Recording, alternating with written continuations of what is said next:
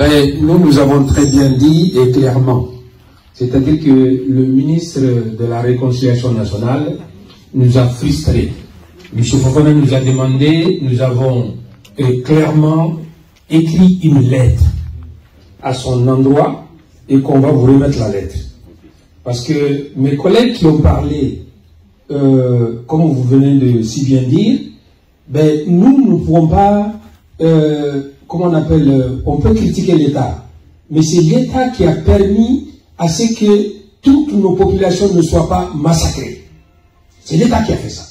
Parce que je me rappelle bien, le 5 avril passé, quand dans mon village on nous a attaqués, et cette attaque-là, en pleine nuit, avec l'ancien gouverneur de Caille, le commissaire de Caille et le commandant de la zone militaire de Caille, nous avons passé toute la nuit au téléphone pour qu'il y ait une force d'interposition. Parce qu'en fait, dans mon village, nous ne sommes que 10 ou 12 familles par rapport à tant de familles. Donc, ce qui fait que s'il n'y avait pas cette force d'interposition, aujourd'hui, nos parents seraient disparus du village. Et tellement qu'ils nous ont fait de la violence, et même ils avaient annoncé par anticipation, comme quoi on a fui le village, on les a laissé le village. Mais ceux qui n'ont pas compris, que la force d'interposition est venue, elle a fait 3 mois dans mon village pour éviter ces affrontements. Nous sommes pour le soutien de la transition. Parce que s'il y a un État fort, nous aussi, nous allons avoir la paix. Comment on appelle, la mission régalienne de l'État, c'est de protéger tout un chacun des citoyens. Et si l'État n'est pas fort, ne peut pas protéger les citoyens. Nous sommes pour que la transition réussisse. Que notre pays, qui est un État fort, l'État fort va nous protéger tout un chacun. Voilà, nous sommes pour ça. Donc là, je voulais faire ça. Donc maintenant, revenant à votre question, c'est-à-dire que je vous dis, vous n'avez pas compris ce que je voulais dire, et le vent d'émancipation nous est venu de la Mauritanie. C'est un vent d'émancipation et d'épanouissement qui nous est venu de la Mauritanie. Nous avons épousé l'idée, on a travaillé dessus. Imaginez qu'aujourd'hui, nous sommes près de 10 000 adhérents en ce qui concerne les membres et sympathisants de Gambarabo. Voilà. Donc maintenant, j'ai dit plus de 10 000. Donc c'est maintenant. Et les membres fondateurs, ils étaient combien? 14 personnes. C'est 14 personnes qui ont mis Gambarabo Mali en route. Et aujourd'hui, on a plus de 10 000 militants et sympathisants de Gambarabo. C'est pour vous dire que ça fait 4 ans qu'on travaille dessus. On a fait des réunions, comme je vous ai dit, on a fait des colloques, on a fait des conférences, on a fait des manifestations, on a tout fait. C'est-à-dire que nous ne nous sommes pas levés tout un matin en disant aujourd'hui il faut qu'on bannisse l'esclavage. Non, ça fait 4 ans qu'on est dessus. Ça fait 4 ans qu'est sur nos propres moyens, on a fait plus de 10 conférences. Et notre dernière conférence, comment on appelle, l'Union européenne a assisté à cette conférence, l'OUA a assisté à cette conférence, et la MINUSMA qui est au Mali a assisté à cette conférence. C'est une conférence qu'on a à la base voulu que pour le Mali, mais qui est devenue une conférence internationale. C'est pour vous dire que on va nous-mêmes, quand on pense, on va même lentement, très lentement. Mais on n'a pas pu brusquer les choses compte tenu du fait que c'est une histoire ancienne des milliers d'années. Voilà, je vous remercie.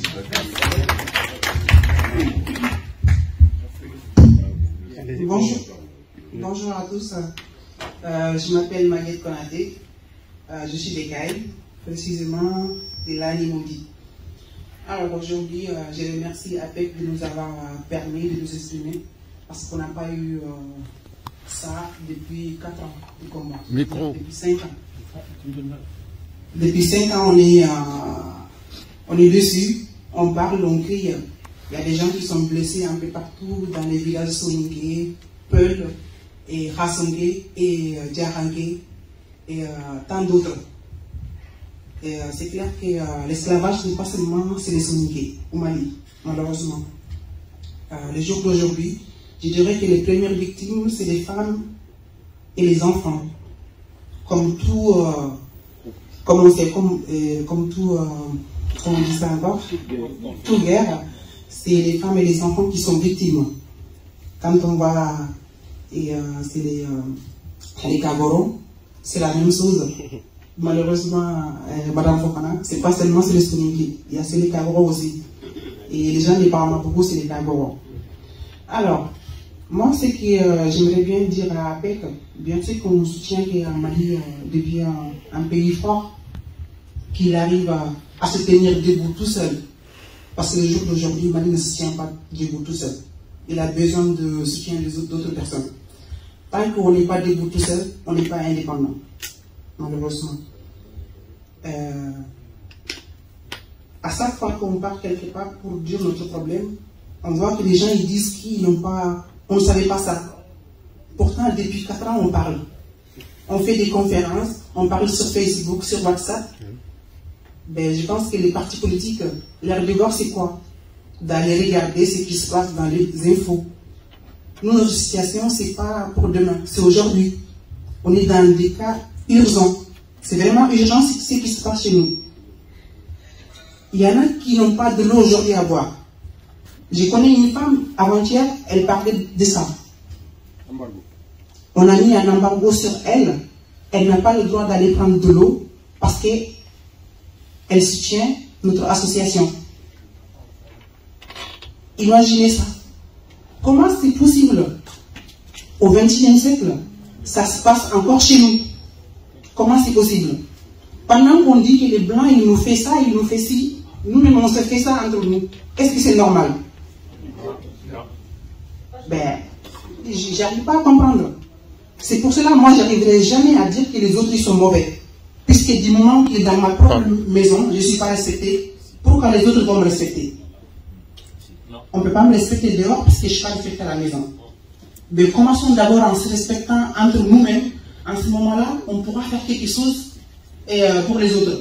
Mais moi, je ne peux pas m'allier à quelqu'un qui me stigmatise tous les jours, qui m'empêche de faire ce que je veux dans mon village, en disant que, attendons, on va d'abord se battre contre les autres, après on vient régler notre problème. Non, notre problème il est urgent. C'est maintenant, c'est pas demain. Merci beaucoup. Cercle d'Écaille, arrondissement d'Ambélédi, membre de Gambana.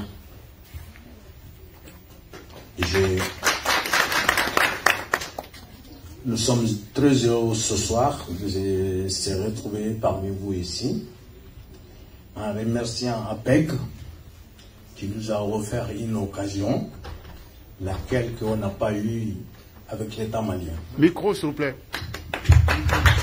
Donc, l'État malien ne nous a jamais offert autant d'opportunités par rapport à ce sujet qui fait honte à toute une nation, si ce n'est qu'une nation malienne digne de lui-même, qui n'a pas d'État, comme un des historiens sénégalais a bien martelé, que le Mali, le jour d'aujourd'hui, il n'y a pas d'État. C'est l'État qui manque au Mali. Je suis vraiment désolé. Le représentant politique administratif s'est sauvé. Pour moi, c'est sauvé. Parce qu'il sait que l'association qui est là, il sait où on allait venir. Et il vient de cette famille. Il le connaît. Il sait quel sujet nous allons mal traiter. C'est pour cela qu'il s'est sauvé. On est habitué à ces arts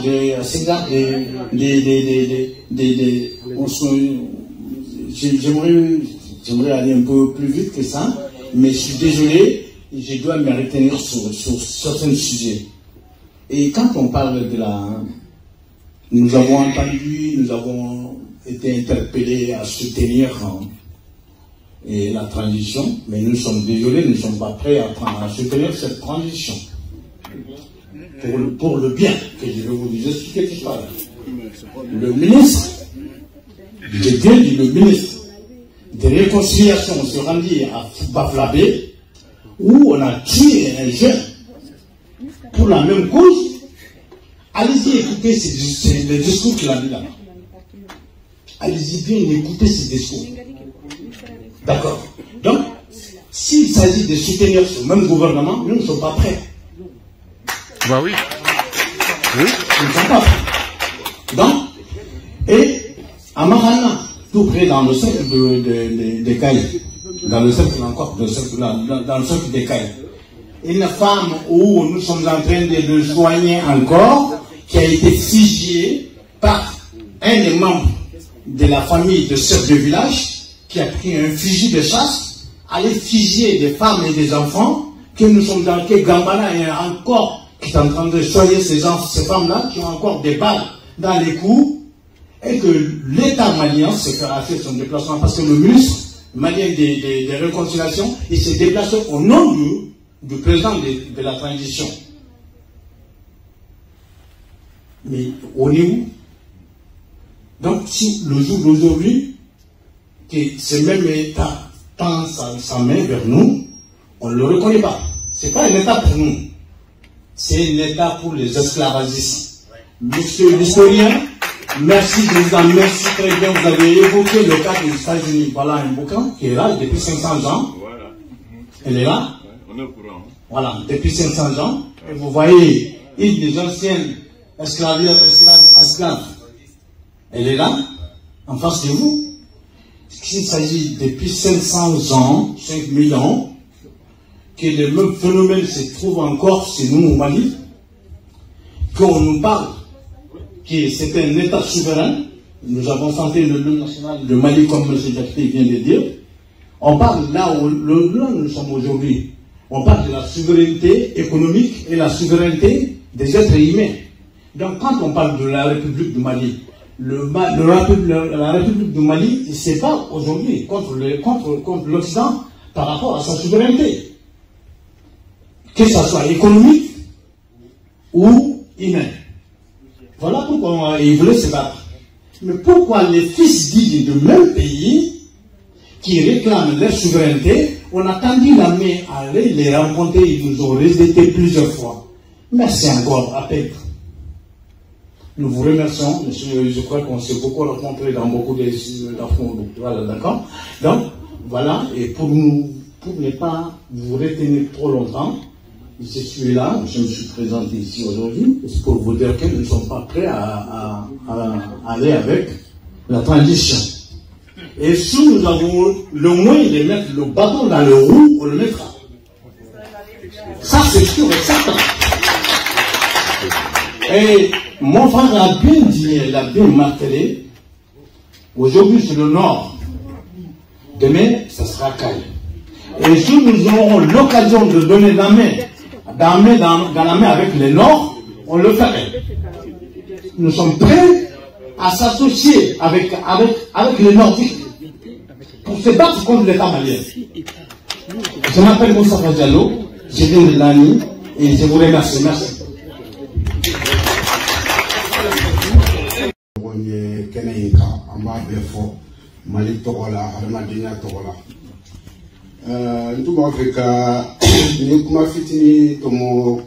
Monsieur le conférencier personne ne peut, moi aussi c'est ce qu'a Malik Tcharo. Ça veut dire personne ne peut enseigner les Maliens. Ma question est, si le Malien lui-même s'enseigne, comment ça va se passer? Je vous réponds. Donc, si ces questions-là, je n'ai pas besoin de réponse. Ce que j'ai à dire ici, c'est une question générale. Malien, békan kawaka, question posée ailleurs. Nebora Mali la semaine dernière, j'étais à Nyoro, j'étais à Bamako, j'étais à Djanjoumel. Pardon, j'étais pas à Djanjoumel, j'étais à Djema, j'étais à Caille. J'étais mon village natal qui s'appelle Lani. Je vis ce que je vis. Une question pour tout Malien, pour tout Africain.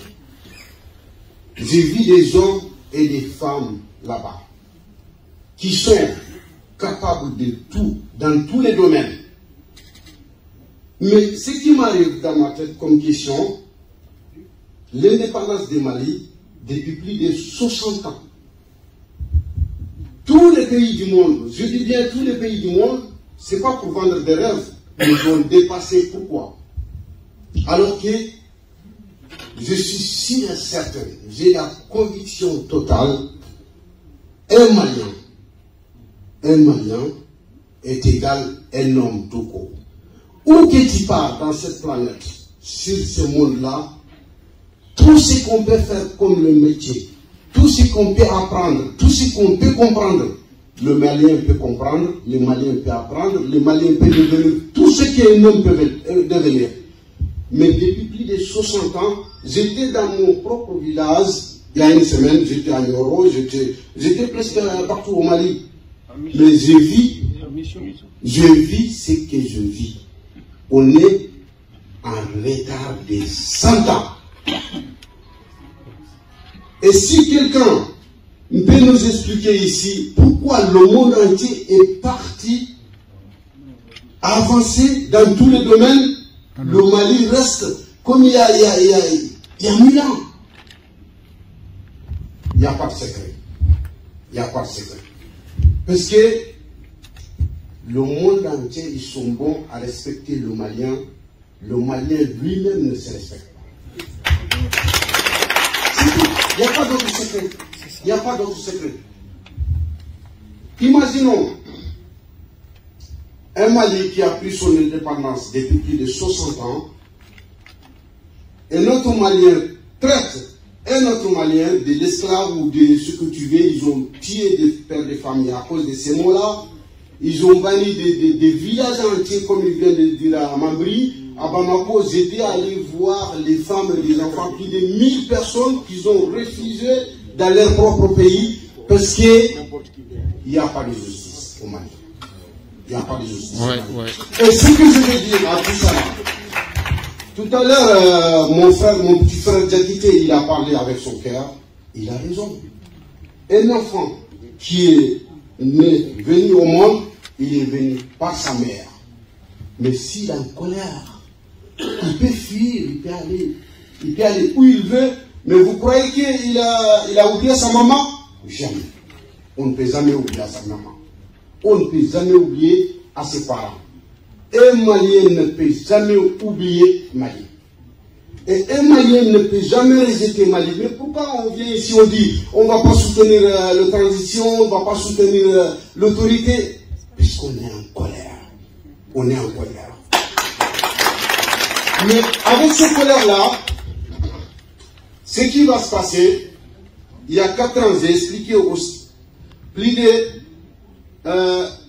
60 chefs de village, directement ou indirectement, en disant que le mot qui vient de sortir dans les villages soninké, qu'on ne veut plus accepter que dans un village soninké, on traite une maison, des maisons d'esclaves, ou on traite tel en esclave.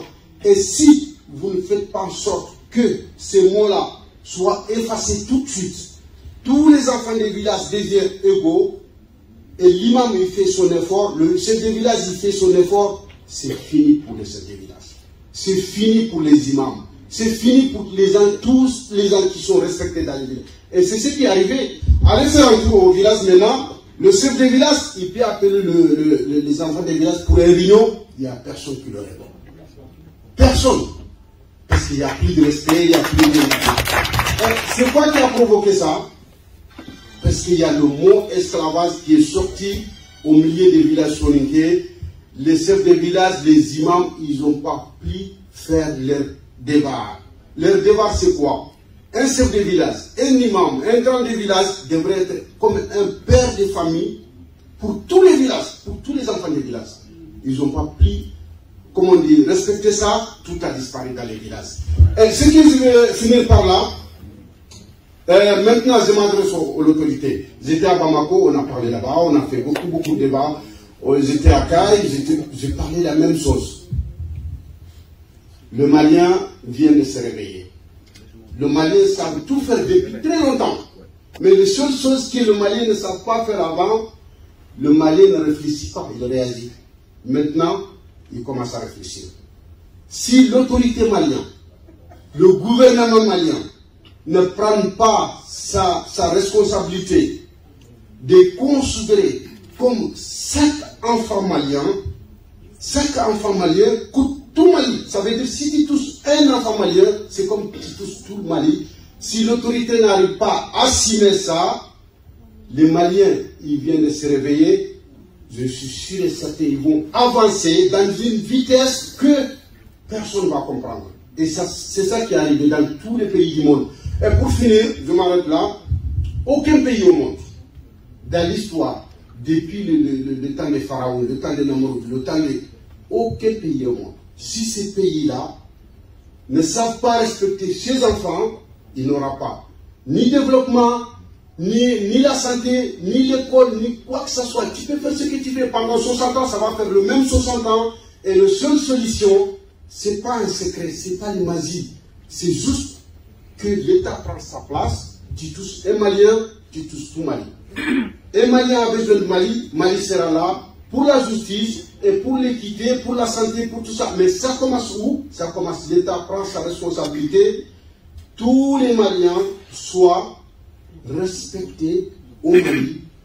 Dans un pays comme le Mali, tu peux nous dire toute l'histoire que tu veux, mais on a vu des choses qui sont bizarres. Les Maliens sont refusés à l'intérieur du Mali. Ça doit être un rêve, ça. Et ça doit s'arrêter tout de suite pour que le Mali avance, décolle, pour qu'on n'allait pas connaître un autre 60 ans de retard. Et le 60 ans de retard, c'était quoi? Ce n'était pas un secret. Le Coréen n'est pas plus fort que nous. Les Japonais ne sont pas plus forts que nous. Ce qui est plus que nous, parce qu'ils ont respecté juste leur indépendance, leurs droits et leurs enfants. Et je demande à tous les Maliens, comprennent qu'on est tous égaux au Mali, à commencer par l'État devrait prendre sa responsabilité. Voilà,